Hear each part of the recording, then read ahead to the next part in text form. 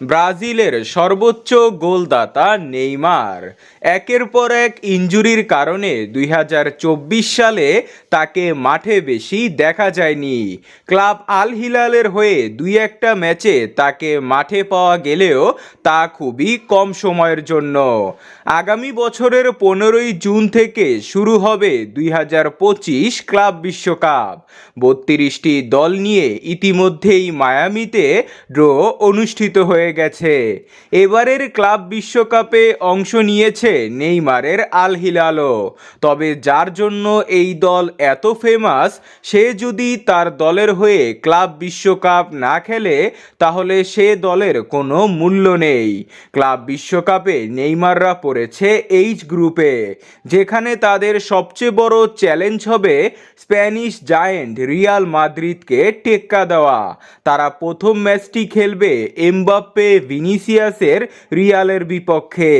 এখন কথা উঠেছে যে নেইমার কি 2025 ক্লাব বিশ্বকাপে আল হিলালের হয়ে খেলবে কিনা, কারণ 2025 সালের জুন মাসের 30 তারিখ নেইমারের সাথে আল হিলালের চুক্তি শেষ হবে। আল হিলাল বা নেইমার চাইলে চুক্তি বাড়াবে, নয়তো না, সেটা পরের কথা। কিন্তু নেইমারের কন্ট্রাক্ট শেষ হওয়ার 15 দিন আগে শুরু হবে ক্লাব বিশ্বকাপ। আর গ্রুপ পর্বে আল হিলাল 3টি ম্যাচ খেলবে, যথা 18, 22 ও 26 তারিখ। এই 3টি ম্যাচে নেইমারকে পাওয়া যাবে, কারণ তখনও কন্ট্রাক্ট শেষ হয়নি।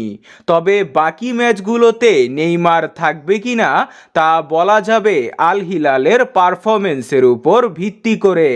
যদি আল হিলাল নকআউটে কোয়ালিফাই করতে পারে তাহলে জুলাইয়ের 13 তারিখ হবে ক্লাব বিশ্বকাপের ফাইনাল।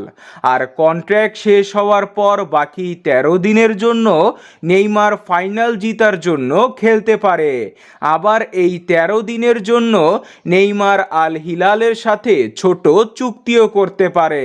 তবে তার কন্ট্রাক্টের আগে নেইমার ফিট থাকলে খেলবে, তা নিশ্চিত। আর বাকিটা তার দলের উপর নির্ভর করবে।